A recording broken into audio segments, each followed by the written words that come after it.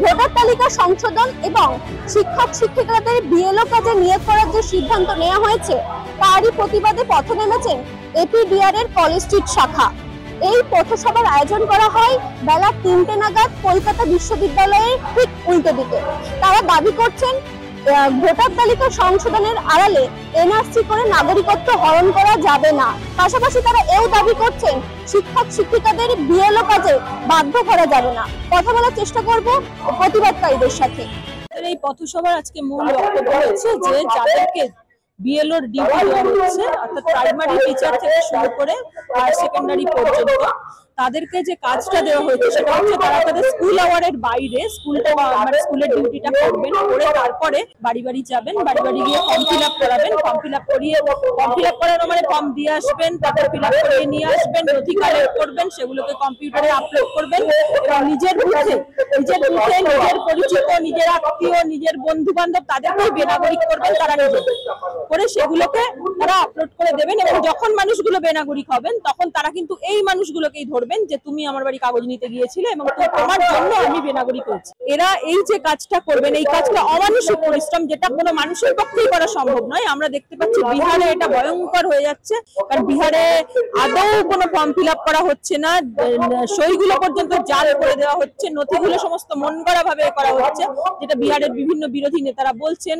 সাংবাদিকরা বলছেন, আমরা আমাদের পরিচিত মানুষদের কাছ থেকে শুনতে পাচ্ছি। আমরা আশঙ্কা করছি একই জিনিস পশ্চিমবঙ্গে হতে চলেছে এবং এটা করার পরে যখন বিএলওরা তার এলাকার মানুষদের বেনাগরিক করবেন তখন তারা আশঙ্কা করছেন যে সেই মানুষদের কাছ থেকেই তাদের অসম্মানিত এবং মারধর খাওয়ার আশঙ্কা রয়েছে। আজকে পথসভার আমরা যে মূল বিষয়টা সামনে আনতে চাইছি সেটা হচ্ছে নির্বাচন কমিশন যেভাবে শিক্ষকদের জবরদস্তি বিএলও পদে অর্থাৎ বুথ লেভেল অফিসার হিসেবে নিয়োগ করছে, আমরা তার প্রতিবাদ করতে চাইছি। আমরা মনে করি কারো ইচ্ছার বিরুদ্ধে কাউকে এইভাবে সরকারি কাজ করতে বাধ্য করা যায় না। দ্বিতীয়ত যে এই যে আইনে দেখবেন যে রিপ্রেজেন্টেশন অফ পিপলস অ্যাক্ট, সেখানে বলা আছে বিএলও হিসেবে কাজ করবে সরকারি কর্মচারীরা, কেন্দ্রীয় রাজ্য সরকারি কর্মচারী এবং যারা স্বশাসিত সংস্থা অর্থাৎ মিউনিসিপ্যালিটি, কর্পোরেশন, পঞ্চায়েত এই ধরনের যে সংস্থা তারা বিএলও হিসেবে কাজ করবে।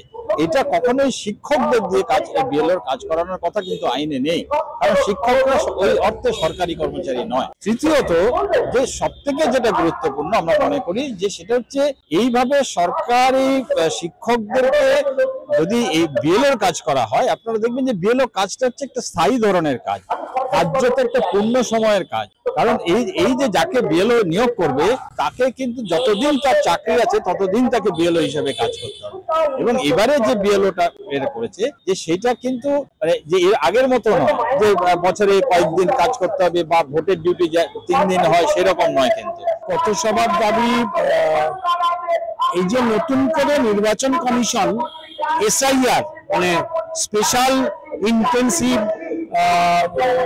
এর মধ্যে দিয়ে মানে যাচাইয়ের মধ্যে দিয়ে নাগরিকত্ব যাচাই করার চেষ্টা করছে এবং তাতে শিক্ষকদেরকে কাজে লাগানোর চেষ্টা এবং 1 লক্ষ শিক্ষক তাদেরকে এই কাজে নিযুক্ত করবে।